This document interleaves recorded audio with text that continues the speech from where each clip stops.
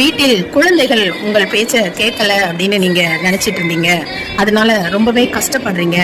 குழந்தைகள் நம்ம பேச்ச கேட்கல, அவங்க ரொம்ப ஒரு மாதிரியா இருக்காங்க, அவங்க செய்யற தவறெல்லாம் நமக்கு புரியுது, ஆனா எடுத்து சொன்னா அவங்களுக்கு புரியல, நான் என்ன செய்யணும் அப்படின்னு நீங்க நிறைய யோசித்து உங்களுடைய மனதை புண்படுத்தாமல் அதற்கடுத்து நீங்க என்ன செய்யணும் அப்படின்னா, இறைவனிடம் பேச வேண்டும், இறைவனிடம் சொல்ல வேண்டும். கடவுளை நினைத்து இந்த கஷ்டங்கள், இந்த குறைகள் நீங்கள் தோழனாக நினைத்து, தூதுவனாக நினைத்து நீங்கள் சொல்லும் பொழுது அவர் அந்த நிலைகளை சரிவர செய்து விடுவார். குழந்தைகளை அந்த இடத்தில் இருந்து வேறு நல்ல செயல்களுக்கு மாற்றி தரக்கூடிய நல்ல ஒரு சக்தி இறைவனை தவிர யாருக்கும் கிடையாது. அதனால குழந்தைகளிடம் பேசி ஜெயிக்க முடியல அப்படின்னா இறைவனிடம் பேசி நீங்கள் ஜெயித்து விடலாம். ஆனால் நீங்கள் ஜெயிப்பதற்கு உங்களின் மார்க் என்னவாக இருக்க வேண்டும் அப்படின்னா, 100க்கு 1000 மடங்கு இறைவனிடம் உண்மையாக நடந்து கொண்டால் உங்களுடைய கோரிக்கைகள் நிறைவேறிவிடும்.